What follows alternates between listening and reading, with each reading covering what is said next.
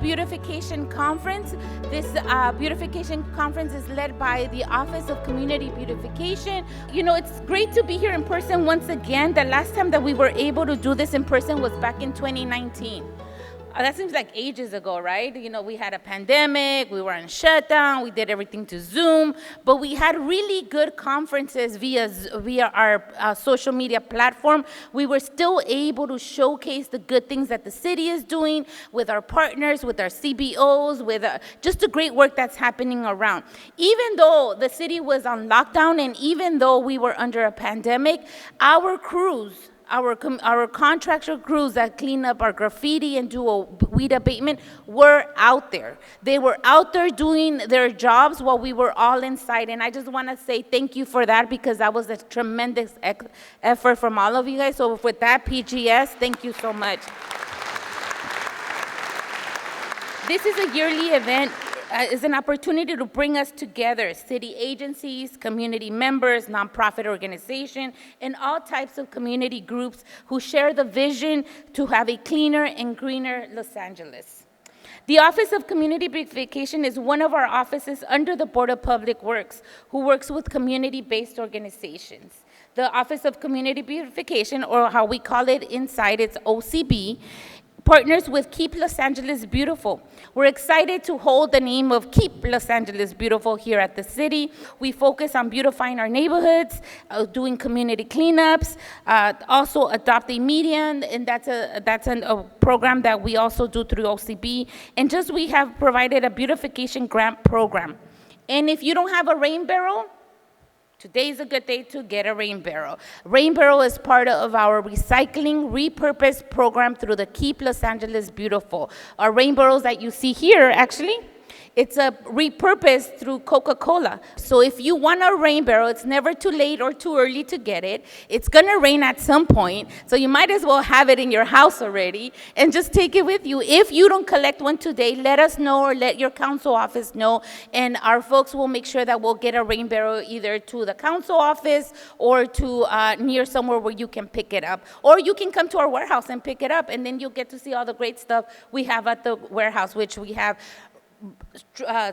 brooms, rakes, bags, anything that you need for a community cleanup. So if you today find tons of your friends that want to do community cleanups, please come together, reach out to the Office of Community Beautification, and we will drop off trash bags. We will drop off rakes and brooms if you need it. We will help you in whatever you need to do a community cleanup. So thank you if you're already doing it. I know we have a couple groups here that are already doing it. Where is the VCC? Jill?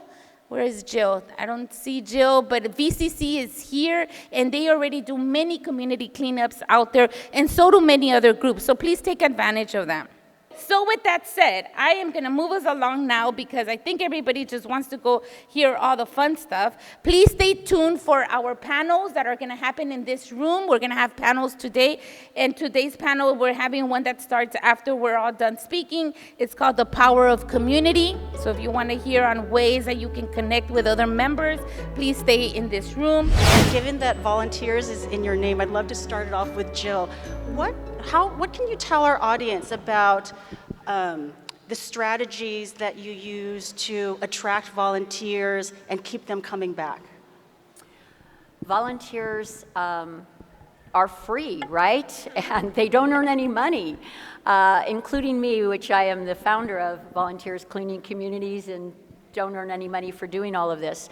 They need to be treated better than an employee even. So my strategy is always recognition, constant reward. So for instance, we clean the streets and the highways and illegal dumping and abandoned homeless sites 6 days a week with groups, and been doing that for almost 4 years now. So it's an ongoing thing. There's a vest that we wear this is a souvenir t-shirt when we do our special events, but we wear a vest, and that vest has, of course, Volunteers Cleaning Communities on the back. They earn that to keep after 5 cleanups. So if they like the activity when they first start, then it's an incentive for them to want to keep coming. It's incentive for me because then I don't have to wash it for them, and I don't have to carry it in my car for them. And then at each level of cleanups, they get something. Like at 25, they get a special pin. At 100, and that sounds like a lot, but if you're doing it 6 days a week, it doesn't take very long. They get a VCC really nice backpack, which they carry their bags and their keys in when we're cleaning. So each of them are incentives that help them do cleanup either independently or in our groups. So I also throw them a VCC birthday party once a month. So if your birthday is in May, ours is actually tomorrow. So every volunteer who has a birthday in May, we're going to gather together, and I provide the cake, and everybody wants cake. As well as recognition parties, even if it's a potluck, having everybody together in a potluck environment at a park, so that they can, it isn't just cleaning up trash, it's community, and creating that feeling that I like who I'm working with and I actually want to be around them and get to know them is important. I have engaged couples that have never met each other before, and now they're engaged and going to get married. How cool is that? I'm now VCCmatch.com, as well. But that's a cool thing to be able to do. And you treat volunteers kind of as family, and you look at it that way, much more on a personal level. We do cleanups, and after every cleanup, we go to coffee, period. I don't care what day it is, that's 6 days a week. You don't have to go. I buy the first cup, and then you're on your own after that for any other day. It'd be too expensive otherwise. But that's where we do our socialization. So they look more forward to the coffee than they do to the cleanup, by the way. But they have to do the cleanup first. So That's great. Ariel, Doug, what kind of strategies do you where do you find your recruits? Do you have like pockets where you are very successful in recruiting volunteers? Ariel, do you want to start and then we'll go with Doug? I would say we look for local schools. We work really hyper locally, so schools within walking distance of our starting point. And then we've trained our volunteers to do recruitment presentations. A lot of the schools in LAUSD have an event called Coffee with the Principal, and so we use that. Can you hear me? Okay. We use that opportunity to engage with parents that are already looking for ways to engage with their school community, right? So we present what information we have there. We also have an annual event where we invite the entire community out. We feed more than 500 people. We have a taco truck pull up, we have mariachi, and then we invite people to engage with our group, which meets every week. I'm so impressed by Jill. I don't even know what to say. It's like this amazingly organized and thorough. It's just like, it's amazing.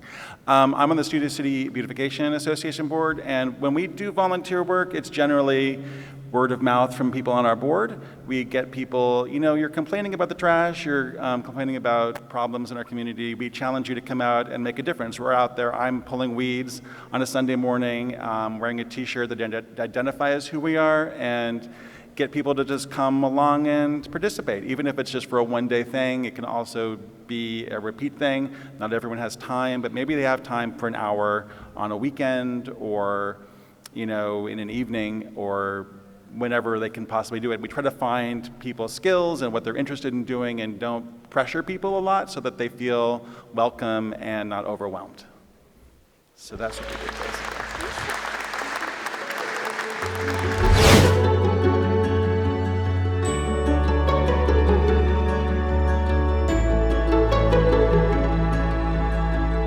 So throughout the year, we do many beautification projects, we do community cleanups, we work with many groups, but this is the one time in the year that we bring the entire city together to just talk about and highlight the beautification efforts that everyone's doing throughout the city. I'm really excited. I love the Beautification Conference because it's not only a way for the city to demonstrate our efforts, but it's a time and a place where community folks from as far or as close as they are, they can meet one another, talk about the ways that they work with the city, and talk about ways that they can improve their communities. And so we're excited about that. And I hope that folks come here and learn about the different initiatives that the city is doing now and taking a proactive approach in sustaining our city.